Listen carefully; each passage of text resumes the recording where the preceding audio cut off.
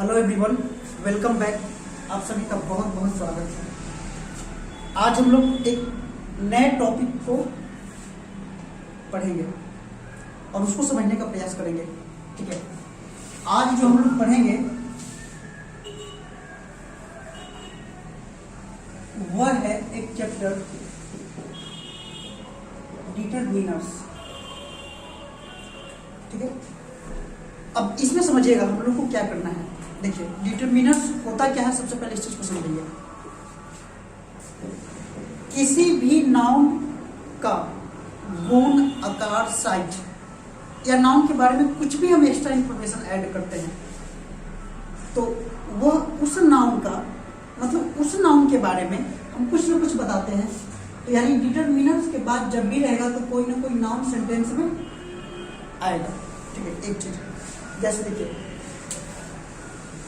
इस डिटरमिनर्स का यूज हम नाउन से पहले करते हैं। किससे पहले करते हैं? नाउन से पहले करते हैं। यानी नाउन की रंग, रूप, आकार, साइज बतलाने के लिए, तो वो डिटरमिनर कहलाता है। क्या कहलाता है? डिटरमिनर।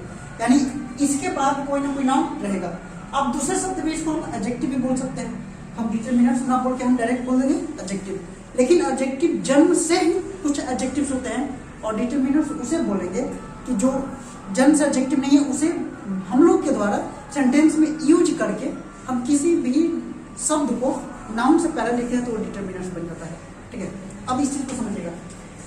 इस डिटरमिनर्स में बहुत सारे टाइप्स पढ़ना है, तो इसके सिर्फ अभी हम दो चीज के बारे में आपको बताएंगे। एक होता है क्वांटिटी और एक होता है क्वालिटी। देखिए, इस चीज को हम क्यों पढ़ रहे हैं और क्यों समझा रहे हैं हम आपको। हम प्रोनाउन पढ़ते हैं तो प्रोनाउन में एक से अधिक पर्सन का यूज होता है, तो उस पर्सन को हम अरेंज करते हैं। अरेंज दैट मीन्स हम पहले किस प्रोनाउन का यूज करेंगे। जैसे 123, 231 ऐसे हम लोग फॉर्मूला उस पर पुट किए रहते हैं। एडवर्ब का भी सीक्वेंस हम लोग पढ़ते हैं कि पहले एमपीटी, पहले मैनर आएगा, फिर प्लेस आएगा, फिर टाइम आएगा, इस तरह से। तो एक एक बात को हम लोग ध्यान में रखते हैं कि जितने भी एक से अधिक प्रोनाउन हुए, एक से अधिक एडवर्ब्स हुए, उस सब का हम यूज करते हैं। उसी तरह से डिटरमिनर से बहुत सारे हैं, तो एक से अधिक कोई भी ऐसे किसी नाउन के बारे में शब्द बतलाए। जैसे हम बोल रहे हैं कि वह अच्छा है, तो अच्छा एक एडजेक्टिव है, तो हम वह क्यों क्वालिफाई कर रहा है, तो ये भी एक डिटरमिनर है। तो वही बात हम बता रहे हैं कि यदि डिटरमिनर के रूप में क्वांटिटी भी रहे, क्वालिटी भी रहे, तो हम सेंटेंस में पहले किसको लिखेंगे? जिस नाउन के लिए दोनों आएगा तो उस नाउन के सबसे पहले, यानी सेंटेंस में या तो सबसे पहले सेंटेंस में किससे स्टार्ट करेंगे, या फिर नाउन के जो बाद आएगा इन दोनों में से किसको लिखेंगे। तो यही बात अभी हम आपको समझा रहे हैं कि यदि डिटरमिनर्स का यूज हम सेंटेंस में करेंगे और वह नाउन का क्वांटिटी बताए या क्वालिटी बताए, तो हम उसको कैसे सेंटेंस में अरेंज करके लिखेंगे। देखिए, एक तो शब्द होता है कि क्वांटिटी और क्वालिटी। क्वालिटी मतलब उसको गिन देते हैं कि 1, 2, 3, 4। क्वांटिटी मतलब मात्रा, हम इसको गिन नहीं सकते, हम इसको सिर्फ एक इकाई में उसको मापते हैं। तो इस जगह पे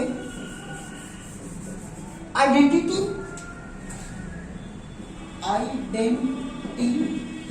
देखिए, इसको हिंदी में बोलते हैं पहचान, और इसको क्या बोलेंगे? मात्रा।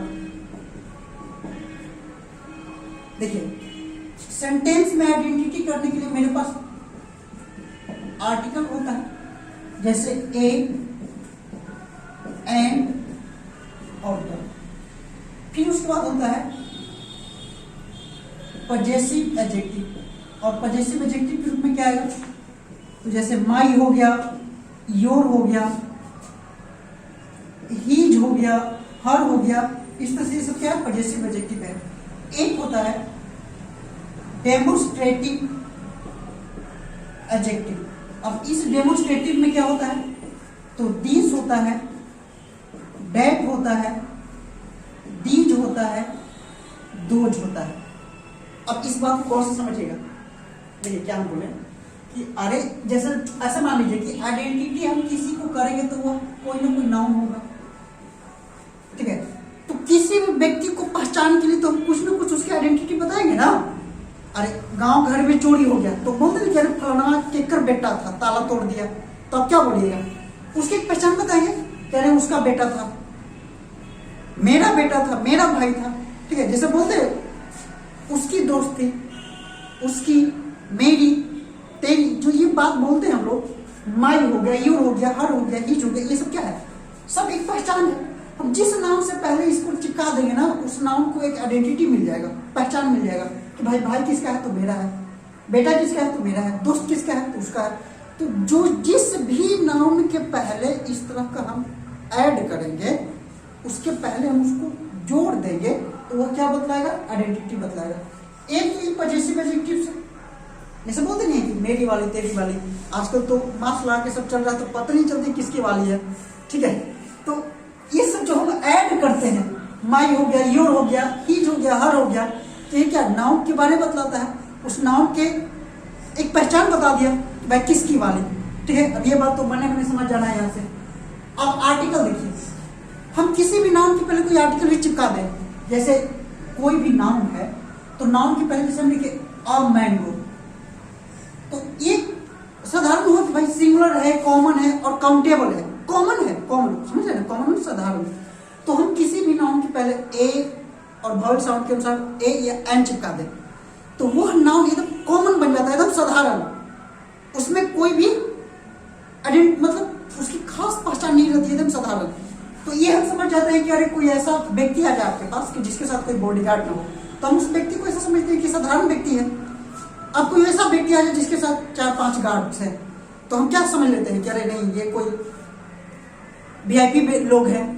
तो उसी तरह से अगर किसी भी नाम के पहले हम आर्टिकल द लगा दें तो वो डेफिनिट बन जाता है, ए लगाए तो इंडेफिनिट बनता है, मतलब एक साधारण शब्द है। ये भी एक पहचान है, ये भी एक पहचान है। और डेमोस्ट्रेटिव देखिए, डेमोस्ट्रेटिव मीन्स होता है कि जैसे डिनोट करना, हम किसी भी नाम को ऐसे डिनोट करते हैं कि यह पेन मेरा है, वह कुत्ता तुम्हारा है, जो भी इस तरह के हम सेंटेंस बोलते हैं, दिस, दैट, दीज, दोज, तो ये क्या है? डेमोस्ट्रेट कर रहे हैं, हम किसी को डिनोट कर रहे हैं, तो डेमोस्ट्रेटिव एडजेक्टिव हो गया, क्योंकि इसके बाद किसी न किसी नाउन का जिक्र होगा।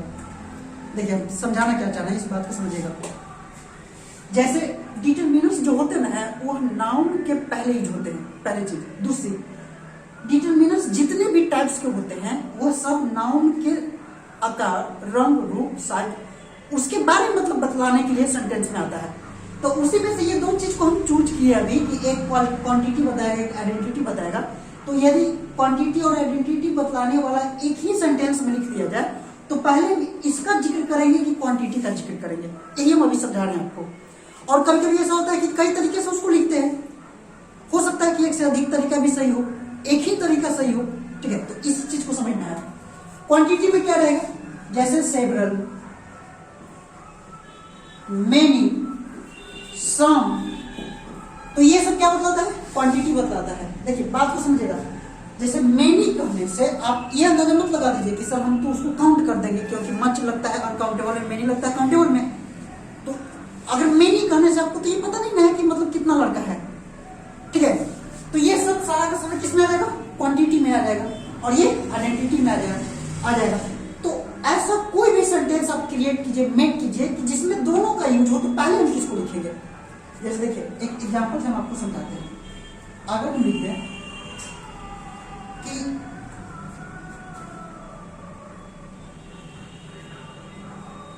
many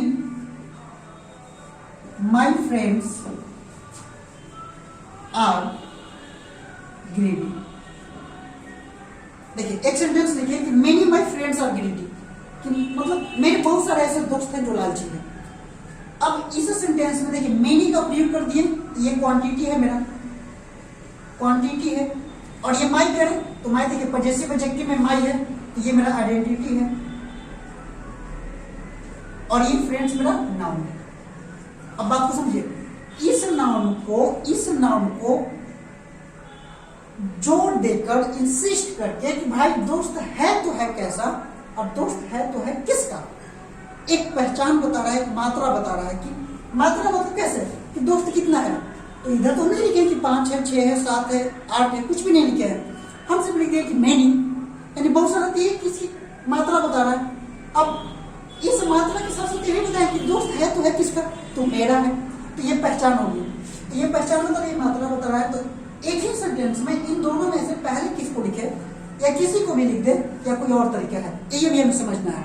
ठीक है, तो देखिए अब इसी को सही हम कैसे करेंगे, या फिर ये सही है तो फिर और दूसरे तरीके से कैसे लिखेंगे।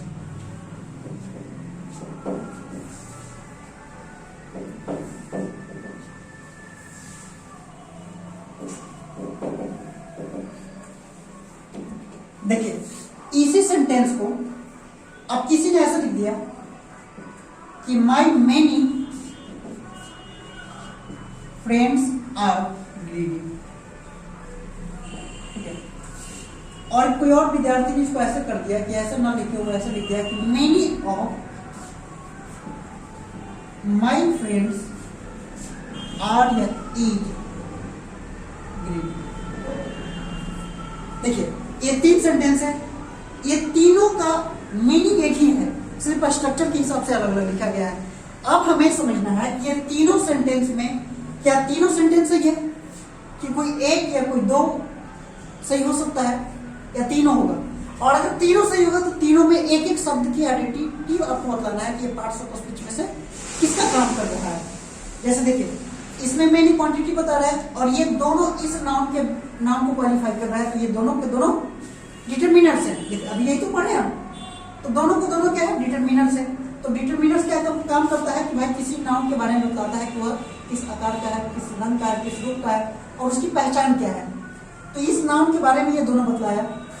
तो इस सेंटेंस में जो सब्जेक्ट का काम करे वो मेरा नाउन ही रहेगा। तो यही फ्रेंड्स मेरा सब्जेक्ट है और ये फ्रेंड्स प्लुरल है।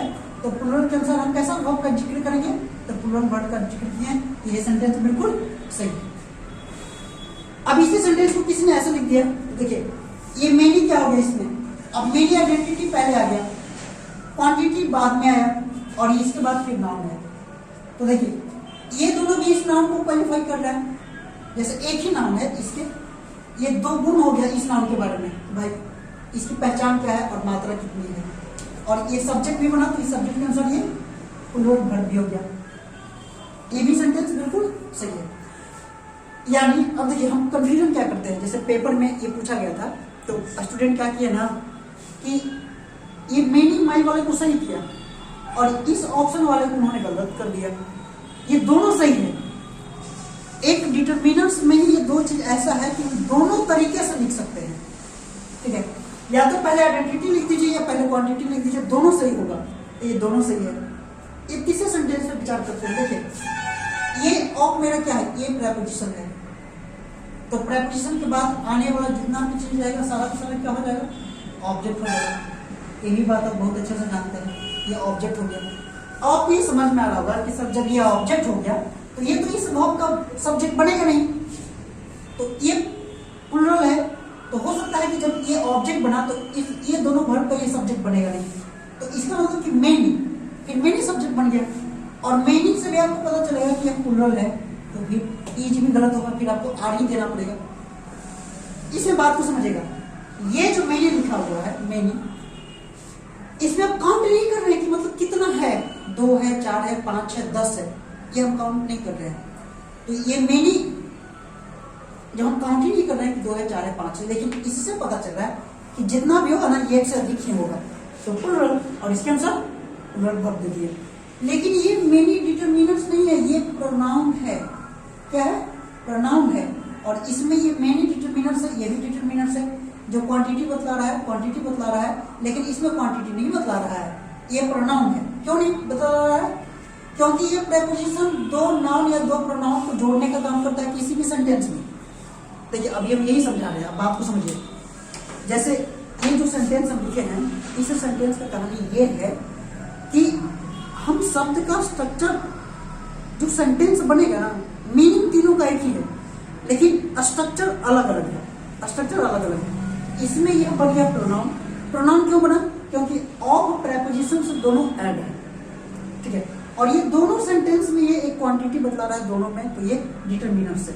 क्योंकि डिटरमिनर्स का ये दो एक गुण होता है कि एक ही नाउन को हम पहचान कराने के लिए, उसकी मात्रा बतलाने के लिए हम इस तरह से करते हैं। ठीक है, देखिए एकदम ठेठ हिंदी में समझ जाइए। जैसे किसी भी नाउन को, नाउन मीन संज्ञा, आपके आसपास जितना भी वस्तु दिख रहा है, हर एक का अपना अपना एक पहचान होता है, ठीक है। और उसी पहचान को बतलाने के लिए हम ये तीन चीज का यूज करते हैं, या तो उसके पहले हम आर्टिकल लगा दें, या फिर उसके पहले हम पजेसिव लगा दें, पजेसिव एडजेक्टिव, या फिर हम डेमोन्स्ट्रेटिव एडजेक्टिव लगा दें, ठीक है। जैसे आप रास्ते में चल रहे हैं, 500 का नोट मिल जाए आपको, ठीक है, अब उसकी तो पहचान होगी ना, आप बोलेंगे कि नोट किसकी है, तो किसी ने आवाज दिया कि मेरी है या उसकी है, तो ये उस नोट का पहचान हो गया, यानी नाउन का पहचान हुआ। तो इस हिसाब से आपको ध्यान में रखना है कि हम नाउन को पहचान करने के लिए, मतलब उसकी पहचान बतलाने के लिए हम आइडेंटिटी और आइडेंटिटी के लिए तीन तरह का यूज करते हैं, जो अभी हम लोग पढ़े, ठीक है। आई होप इस चीज को समझ रहे। देखिए, लैंग्वेज को इसी तरह से समझा जा सकता है, हम रूल्स और नियम को रट नहीं सकते हैं, ठीक है। तो एक एक पॉइंट पे हम इस तरह से विचार करेंगे। हम आशा करते हैं कि आप इस चीज को समझ रहे और एंजॉय करेंगे। फिर हम अगले वीडियो में हम इसी से रिलेटेड या कोई अलग चीज जो टफ लगे आपको, हम आपको बताएंगे, ठीक है। Thank you.